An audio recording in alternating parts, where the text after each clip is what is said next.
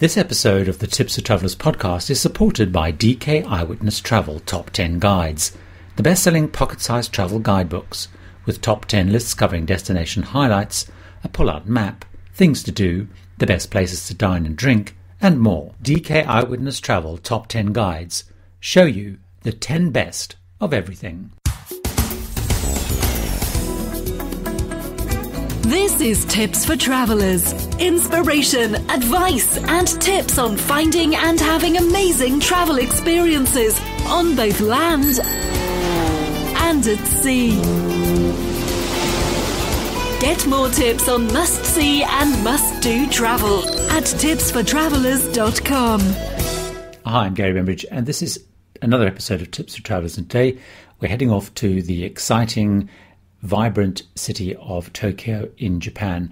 I've only been a couple of times to Japan, mostly for work, but this time I had much more time. I was actually on a stop on the World Cruise with Queen Victoria. We docked in Yokohama, and I had much more time to explore. I saw so much more. And so this episode is really based on my experiences, but also meshed with a whole lot of recommendations from some travelers who spent a lot of time in Tokyo, and they used to live in it, and they have given some really great tips and thoughts on what to see in Tokyo. Giving a little bit of background, first of all, Tokyo, very interesting, I discovered when I was preparing for my trip there, has been voted in TripAdvisor's World City Survey as the best overall experience for visitors a number of times. And it was interesting why, because they included a couple of things, one of which was for friendliness of the locals. And I agree, wherever I went in Japan, the locals were incredibly friendly, and even in Tokyo, which is manically busy and so packed full of people, the locals were really friendly and welcoming. Second thing that they called out was shopping, and there is so much shopping in Japan. It's pretty expensive, but there is so much choice. Unusual things, strange things, fantastic things, luxury things, lots of shopping. The third thing they pulled out was local public transport, and the system is fantastic. It's reasonably priced, and there's a really great app, and there's free Wi-Fi in the station, so it's easy to use and find your way around. So even though, of course, there's Japanese everywhere, it's very, very easy to find your way around Tokyo on public transport. And that's really important because it's such a big city and it's so busy that using things like the metro is the way to get around this place. And the last thing that they pulled out was the nightlife. Tokyo is renowned for its very busy nightlife. Some keywords I wrote down after visiting Tokyo were words like busy, loud, frantic, youthful, very youthful. It's exciting, it's very welcoming, and it's surprisingly easy for English-speaking visitors to get around. There is obviously very wide Wi-Fi wherever you go. There's some really great apps. There's some very good tourist maps. There's lots of information. It's litter-free, but it is, of course, expensive. So that's a whole mishmash of stuff. But going to Tokyo is really fantastic. Now, what I'm going to do is tell you some things that you need to know about Tokyo, give you some observations, and then step back into a little bit of the history before I get into my overall tips for travelers. I know many other podcasts have sort of done the history up front, but I think it's better to just do it a little bit later. And so I'm going to give you some key facts, need to knows, and a little bit more overall observations, do some history, and then get into my tips for travelers. So some key facts and need to knows about Tokyo. It's the capital of, and it's the largest city in Japan. The emperor and the Japanese government are based here, and I'll talk more about the history behind that because there is some history behind that when you get into the history section. Tokyo is on the banks of the Sumida River. It's by Tokyo Bay, and it's supposedly the most populated major metropolitan area in the world with around 38 million residents, and it's packed, busy with people. It's really, really busy. Tokyo hosted the 1964 Summer Olympics, and in 2020 they will host them again, along, of course, with the Paralympics. And they're the only Asian city to host them twice. And I think they'll do an amazing job in 2020 because they tend to do things just incredibly well, very well organized. The other thing I discovered, and in fact one of the people I spoke to gave lots of tips, one of the things they pointed out to me was that Tokyo restaurants hold more Michelin stars than any other city in the world. And it also has professional baseball clubs, two of them, in fact, the Yorimuri Giants and the Tokyo Yakult Swallows. But of course, Tokyo is a huge financial center and it's a real economic powerhouse. It feels a very affluent city and a very busy city. So let's talk a little bit about my overall observations. I've said, I don't know how many times already, and I will probably keep saying it through this podcast, it's very busy. It's very packed with people. It's hectic, it's frantic, and it's fast. It's noisy. It's definitely a city for the young-minded, and particularly people who are not fazed or bothered by crowds. Wherever you go, there will be a lot of people. So if you don't like crowds, Tokyo is probably going to freak you out. It's an expensive city on many levels, whether that's shopping, getting around, staying, accommodation. It is an expensive place to go. The other thing with Tokyo is there's very little original historic buildings. During the Second World War, it was very heavily damaged. And so all of the buildings are largely post-war, and even the temples, and I'm going to talk about some great temples, they have been recreated. And so sometimes it can feel a little bit, I guess, Disney-like, because they've all been built post-war, often recreating what they were like, but they're all actually basically new. And that's the thing that strikes you with Tokyo, is everything's kind of new, everything's post-war. The other thing when you go to Tokyo is certainly I did, and I think a lot of people do, they recognize a lot of the city because it's featured increasingly in films and TV shows. Whether it's Fast and Furious Tokyo Drift, whether it's Lost in Translation, with Bill Murray, whether it's Transformers 5, whether it's Kill Bill. Lots of movies increasingly include Japan as particularly, I guess, the power of movies moves into China, Japan, Asia growing. So it's used as a backdrop to many, many films. So you'll recognize it. You'll feel like it'll feel familiar in many ways. I've said it before, I'm going to say it again. People are very welcoming and friendly. So it's kind of this contradiction because although it's very crowded, people will certainly welcome you. And if you're looking for help, they will help you, and also incredibly honest. So, for example, we were actually on the metro. And when we got off the metro, my traveling companion had dropped some money without realizing, quite a lot of money actually, out of their back pocket as they'd pulled, I think, the pass or something out. And we'd gone sort of charging off down the platform. And this man who was boarding the train picked up the money, came running after us, and found us and gave us the money. People are just very honest and very accommodating. It's very clean. It's very tidy. Again, because it's so busy, and there's so many people, it's remarkable how tidy it is. And one of the theories that someone told me is, there are so many people in Tokyo, it's so busy that actually being clean and tidy is something you always need to do. Otherwise, it would be very hard to control. But, people are obsessively tidy and clean. So, for example, I was going through one of the metro stations and someone, not me, had dropped a pack of chewing gum or something. And a man sort of tapped me on the shoulder, pointed it on the floor, thinking that I dropped it, sort of saying to me, you need to pick this up, you can't drop it. So, again, this real discipline about being clean and tidy. The other great thing as a traveller is, unlike many big cities, wherever you go, there are public toilets. They're free, they're clean, versus many other places you go, like even London, where I live, most of the public toilets you're not having to pay to go into. They're everywhere, they're clean, and, that's a fantastic thing. So let me talk a little bit about the history before I get into my sort of visiting information. Tokyo was originally called Edo, E-D-O, and it developed from a small fishing village and, of course, now has become one of the largest cities. It was the headquarters of the Shogun Tokugawa Ieyasu. And again, I apologize for my Japan, if you know Japan. And basically the shoguns were these hereditary rulers. They had their own military force and they controlled different areas of Japan. And in some places in the region, they almost had more power than the emperor. So the emperor was kind of over them all, but shoguns controlled these various, parts of the city. And he had created a very isolationist, exclusionist approach. There was almost no foreign interaction in Japan until about the 1850s. So lots of Japan were sort of vegetarian. They were very close to outside influences and very locked out. Now, Edo became Tokyo. Now, Tokyo actually means Eastern Capital, and it became Tokyo and became the capital of Japan in 1868. And the emperor, who was called Emperor Meiji, he moved the court there from Kyoto. And if you listen to my podcast on Kyoto, you'll have heard me talk a little about that. And he moved into what was then known as the Edo Castle, and he converted that into the Imperial Palace. Now, the reason was, Kyoto was the sort of the capital of Japan, but Tokyo, because of its size, its influence, it was effectively the capital because, that's where all the political activity was happening. So basically the power was already in Tokyo, so the emperor went there to really focus on the power, and it became the capital of Japan. And of course, it's boomed ever since then. So let's talk about some general tips, and starting off with visiting information and the best time to go. Now, of course, it's a huge international city, so of course you can go pretty much all year round. It's got a humid subtropical climate, and again, bear in mind it's in the northern hemisphere, so its warmest month is August. It averages about 26 degrees Celsius. Its coldest month is January, where it averages around 5 degrees Celsius.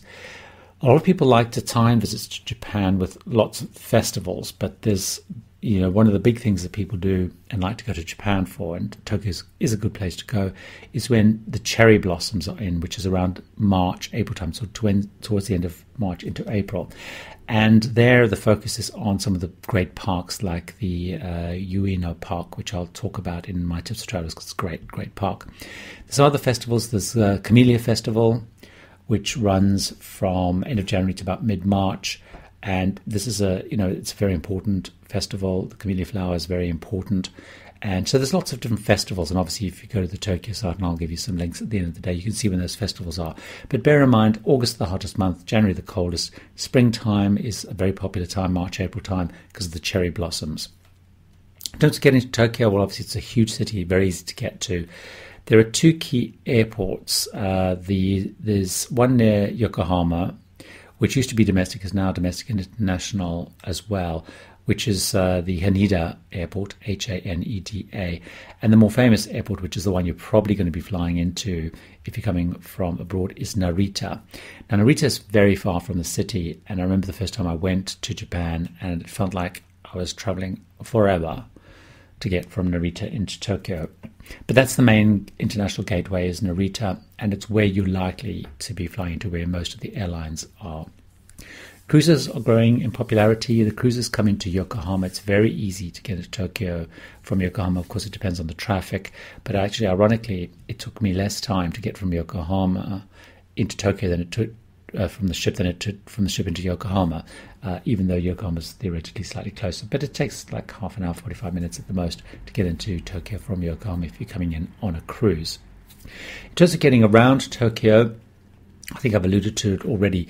It has a brilliant rail network. They're a combination of government and private owned. It's very geared to getting people around, and it's very extensive. So, they have so many people, and they have to get them around. They don't want them to use cars and things. And the best way of getting around is through the rail network. There are three key services. There's the JR, which is overland. There's the Tokyo Metro and the Toei Metro. The Toei is T-O-E-I, so not T-O-Y, T-O-E-I. And the Toei Metro is private, so Tokyo Metro is not, Toei is private. Now, when you're buying a day pass, what's very important is look at the different permutations and make sure you get the right combination. So once you've planned out where you're going to go, so perhaps thinking about my tips for travelers and deciding where you're going to go, you need to make sure you buy the right combination, because there's different tickets. Some will include the JR, the Metro, and the Toei line. Some will only be the Metro, some will be the Toei, etc. So just make sure you buy the right combination. There's 13 lines altogether.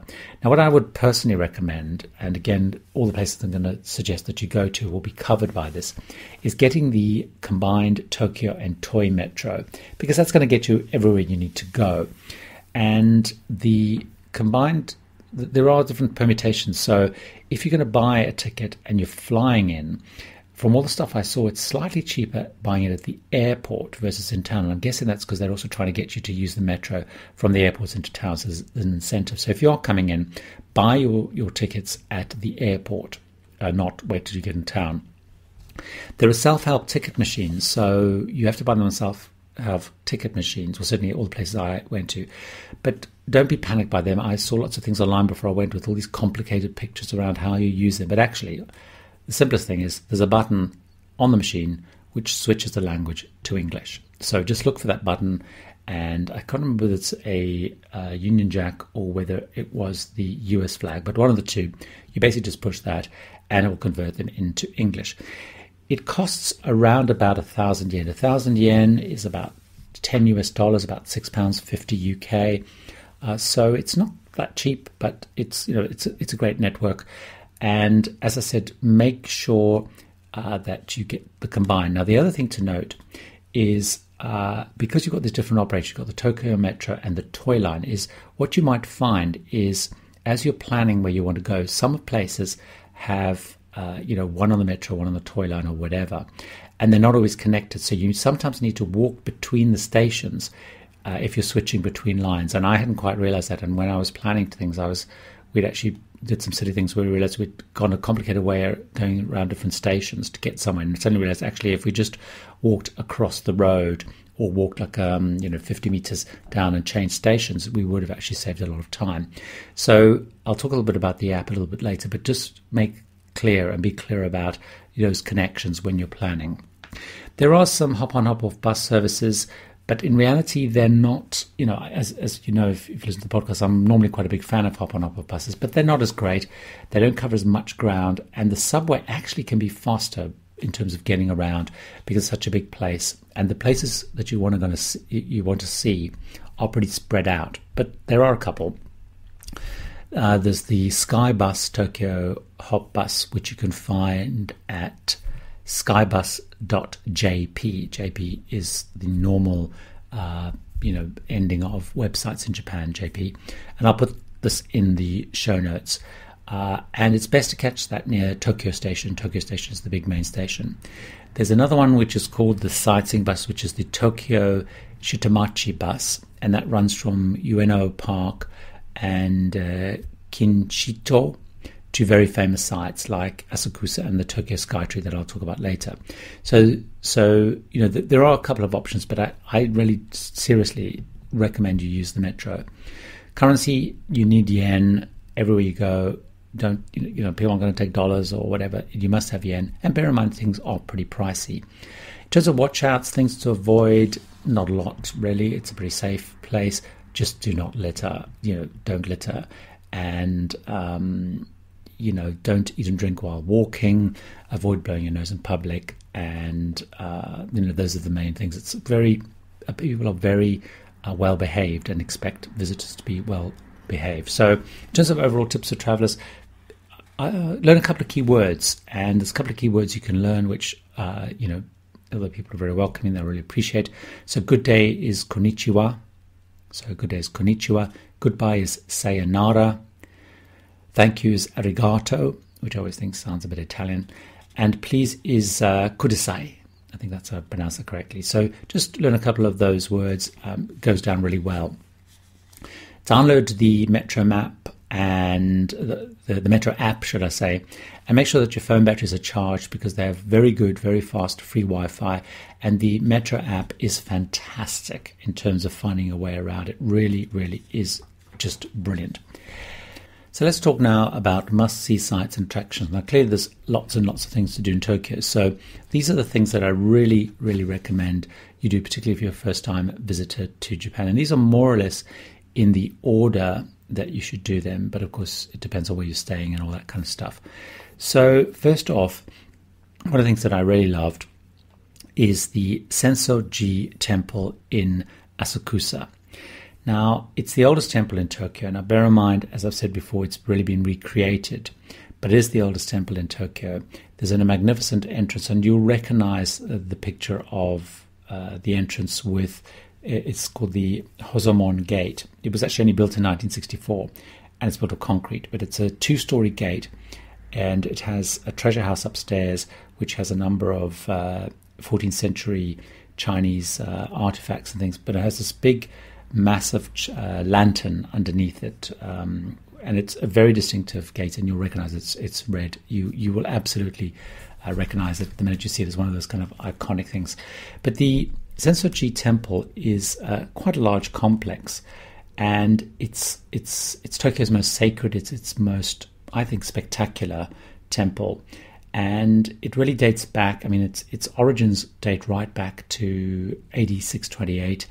and it survived the 1923 earthquake, but it didn't survive the bombing. So all its main buildings are recreations, but they do largely follow the original layout. But you just need to bear in mind and look past some of that. Sometimes you do look at it and think, oh, it's a bit Disney-like. So a couple of really highlights. So what you do is you go through the gate, and there's a original gate, which is the and I'll probably pronounce this again horribly wrong. Its nickname is the Thunder Gate, but it's actually the Kaminimoron Gate. And that's where you walk in, and then you walk down this long walkway with different shops selling fans and various trinkets and quite touristy sort of stuff. But very busy, and we were actually there during the cherry blossom time, and there was all cherry blossom stuff along the side. So you walk through the gate, down this long walkway with little shops and stores on either side, and then you get to that famous gate that I spoke about, the Hozomon Gate. Now, inside the complex, a couple of really important things. When you first come in, you come to an incense burner, which is a real focal point. And there's lots of people putting in incense, inhaling incense. Then one of the things that I absolutely loved is this beautiful 5-story pagoda. It is a replica of the original. It was actually built only in 1973, but it's a magnificent building. They've done a fantastic job, and it really is quite magnificent. Then just to the right of that is the main hall, with got some very beautiful paintings inside. It's that's a real focal point. A lot of people like to go inside there.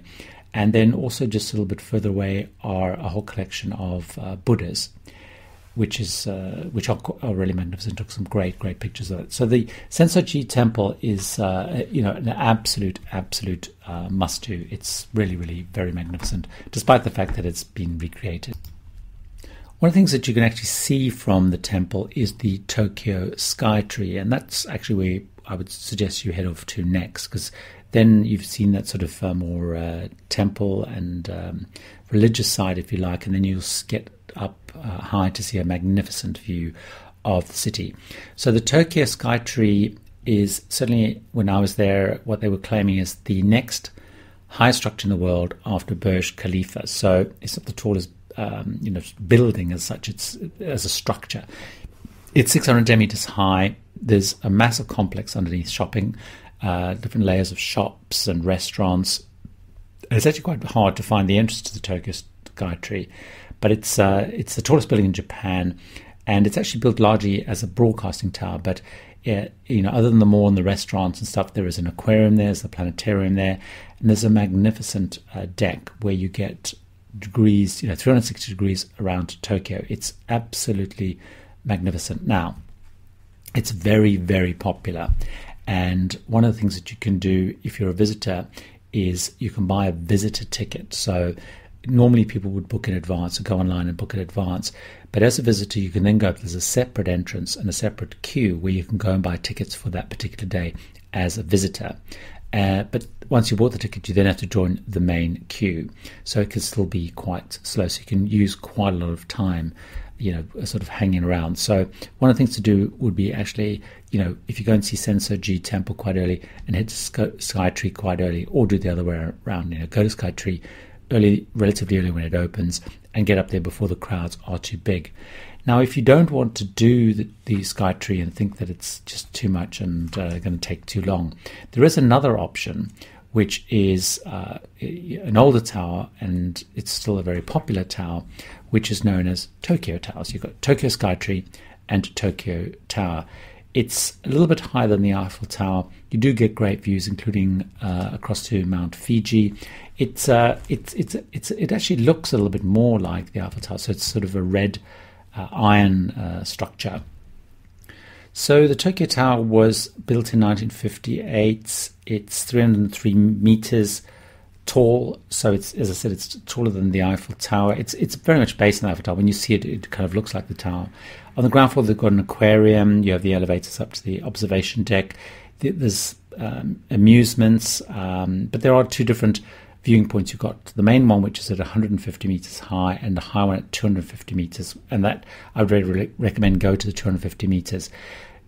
Go on a clear day, because not only do you get great views, but on a clear day you can potentially see as far as Mount Fuji, which is really, really fantastic.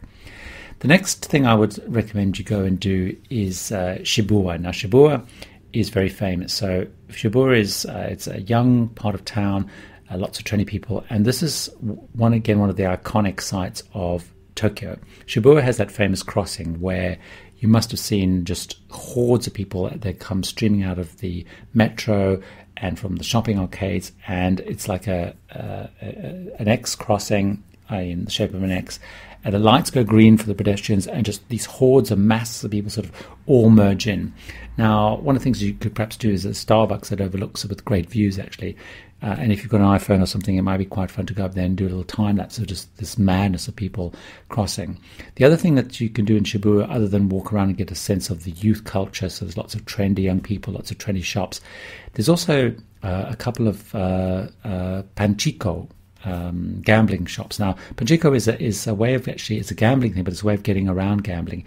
It's this crazy game, which is sort of a mixture of like a Vegas gambling machine and a pinball machine, and it's very noisy and very loud. And basically you go in there, and we were into there and had no idea what we were doing because the game's quite confusing, and I ended up winning quite a lot of money. And you get paid out of these little balls, these little silver balls, so you'll see lots of people sitting around with these little plastic containers of silver balls. What you then do is you then take the silver balls and they count them all out, and they give you a little coupon, and you go to the counter, and the lady there behind the counter, or the gentleman behind the counter, will give you sort of a little token thing, which is in a little plastic case, and maybe some sweets or something.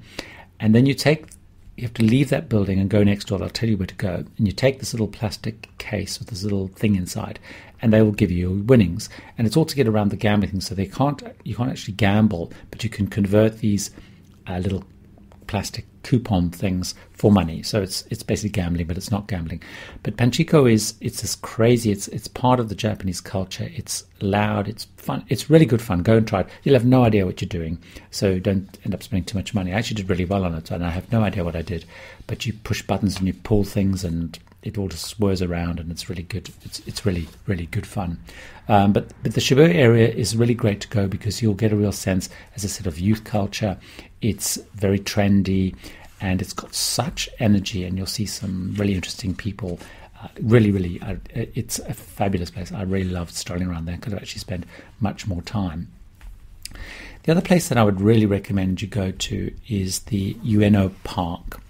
Now, the Ueno Park is this magnificent park. It's an absolutely beautiful park, and you've got a whole lot of things inside it, including the Tokyo National Museum, the National Museum of Western Art, and the zoo. So let me tell you a little bit about Ueno Park. So it was originally established by one of the shoguns, one of the first Tokugawa shoguns. They built a temple in there, and they built lots of sub-temples, and basically over time it developed into this very beautiful park. It's a very popular spot, and you've got this massive pond, which is actually a series of 3 ponds, which has, in migration time, lots of birds stop, and there's so much stuff there. I'm actually just looking at a list of everything that's in the Ueno Park. So you've got the Shitamachi Museum, you've got the Gojo Shrine, you've got the Great Buddhist Pagoda, you've got the zoo already mentioned, the Tokyo Metropolitan Museum, which is a modern red building, a huge collection of Japanese art and ongoing special exhibitions. You've got the Tokyo National Museum, you've got the Ueno-ji Temple, Imperial Cemetery, you've got the Tokyo Metropolitan Festival Hall, the Japan Art Academy, the Ueno Royal Museum, a baseball ground, and it's a very popular place, particularly on the weekends and in the time when you've got the cherry blossoms. Very, very popular time for people to kind of go and hang out and do stuff in. Now, if you're going to go to any of the museums, the museum I would recommend you go to in Ueno Park, other than just strolling around and enjoying it, is the Tokyo National Museum. It's actually a collection of buildings, so it's not just one museum. It's in the northeast corner of the park, and at the gate you buy a ticket which lets you get into all of the different buildings. So you've got there's so much stuff, just unbelievable amounts of stuff to see there. So you probably need to kind of pick out a few things that you want to go to. But one of the things that are really strongly recommended is the gallery of the Haruyoji treasures. And absolutely magnificent, absolutely priceless. There's 300 treasures in there, lots of rare Buddha statues, masks from dances, beautiful screens. It's really, really magnificent. But if you're going to go to one museum, the Tokyo National Museum is just magnificent. You see this beautiful Japanese artwork, you see beautiful Japanese art treasures and artifacts, and it really is quite something. Another must-do place if you're visiting Tokyo is Ginza. Ginza is the main shopping area, really. It's where the big luxury chains go, and so you kind of need to go there and visit. It's where kind of all tourists go, and often if you go on a tour, you'll be taken and dropped off in Ginza. There's a great thing to go and see, which is the Sony Showroom. Here they have their latest technology. They have gadgets across various floors. So the Sony Showroom is kind of, for tourists anyway, is one of the key places to go. There's a couple of great department stores, which is Wako, Wako, which was built back in 1894. It's got a clock tower, which has become the symbol of Ginza. There's another great department store, which is Matsuya, which sells basically everything from food to bonsai. And the other one, which is very upmarket, is the Mitsukoshi. It's very glamorous. People just exude. They look fabulous and dressing. Also, dressed up, should I say. Also worth going to is, which is in this area, is a place called Yodobashi Akiba. It's the largest electronics store. It's right in the center of the gadget video game world in the Akihabara area. So that's the Yodobashi Akiba. It's a great experience. There's lights, there's screens, it's loud, it's busy, but it's real hot. So, go to the Sony Showroom, go to the Yodobashi Akiba, and go to one of those department stores, either the Wako, the Matsuya, or the Mitsukoshi. Mitsukoshi is probably the most upmarket of them all. The other thing to do is, and I've got this lower down in the must-do things to do because you only get to see the grounds, and this is the Imperial Palace Grounds. You can easily walk there from Ginza, but you can only see the grounds except for 2 days a year. So on January the 2nd and the Emperor's birthday on the 23rd of December, you can actually see more than just the grounds. So as I mentioned earlier, was when the Emperor moved there, he basically took over the castle, etc., and it was developed into the Imperial Palace. And this actually, the one that's there now, is not the original, because the original was damaged during World War II. But the grounds are very beautiful because they're very beautiful parks. Within the park, the most famous landmark is the bridge, which is called Yodobashi. It's a double-arched stone bridge just east of the palace. It was built in 1888, and it used to be the palace's main entrance. There's another beautiful entrance, which is the big hand gate, the Ottoman, which was rebuilt in 1967. And now it's the entrance to the East Garden of the Imperial Palace.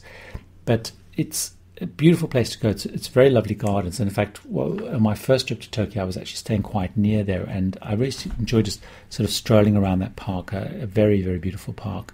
But it's good to go there and say you've kind of been there, and of course unless you're there in December or in January, and you can actually get to see more of the palace. Another sort of must-do thing, if you really want to get a sense of the culture of Tokyo and the culture of Japan, is to go to an activity, performance should I say, at the Kabuki-za Theatre. Now, the Kabuki-za Theatre, which is also in the Ginza area, is the main theatre for Kabuki, should I say. And Kabuki, and the Central Theatre opened in 1889, and Kabuki is a very stylized type of theatre. So it's very flamboyant, it's very colourful, they have a huge stage, a huge cast, and the actors are often part of a big dynasty. They're, sort of hand around through the generations. There's very elaborate makeup, there's masks, and I mean, you'll sort of see it. It's sort of almost, it's almost a bit like, it's almost like, pantomime is probably not the right word. It's very flamboyant and very over the top and really quite magnificent an experience. And it's really part of the whole culture. It's very specific to Japan. So really worth seeing. So that's the Kabuki-za theatre, a traditional Japanese form, really, really worth seeing. I'd mentioned earlier the one museum to go. Of course, being Tokyo, being a major city, there are loads of other museums, be it the National Museum of Emerging Science, the National Museum of Modern Art, loads of museums, but I would really focus on the National Museum. So there you have it in terms of things to see and do in Tokyo. As I said, there's a lot to do, but really for me the must-do things are the Senso-Ji Temple in Asakusa, Tokyo SkyTree, which is the biggest one, but if you want to go to another one, the Tokyo Tower, but I would try and do the Tokyo SkyTree. You need to spend some time in Shibuya, just doing the crossing, seeing the youth culture, trying out Panchiko. You must go to the Ueno Park. It's really magnificent, and there's so much to do in there. I mean, you could spend days in there, but go to the Tokyo National Museum because you'll get to see the very beautiful Japanese heritage and artwork and artifacts.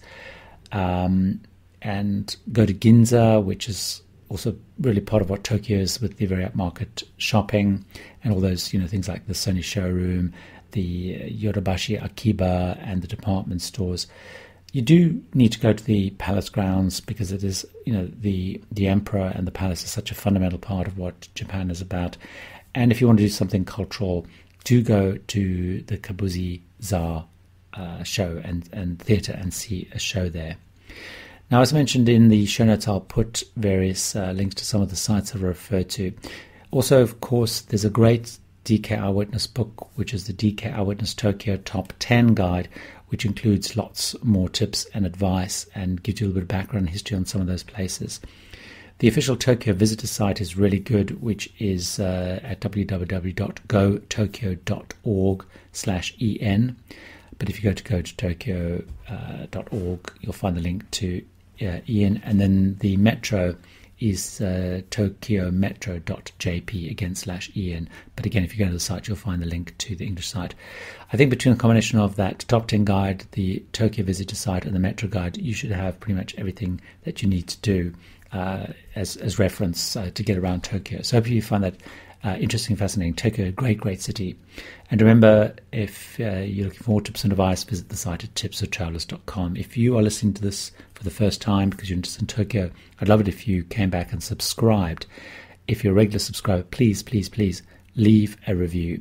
And to make that easy, what I've done is some various easy links. So if you go to tipsfortravelers.com, type in tipsfortravelers.com, remembering travelers is spelled with 2 L's. So tipsfortravelers.com/iTunes TFT for iTunes, Stitcher TFT for Stitcher, TuneIn TFT will take you to Stitcher, and Google Play TFT if you want to use Google Play. So until next time, here's to happy, safe, and wonderful travels.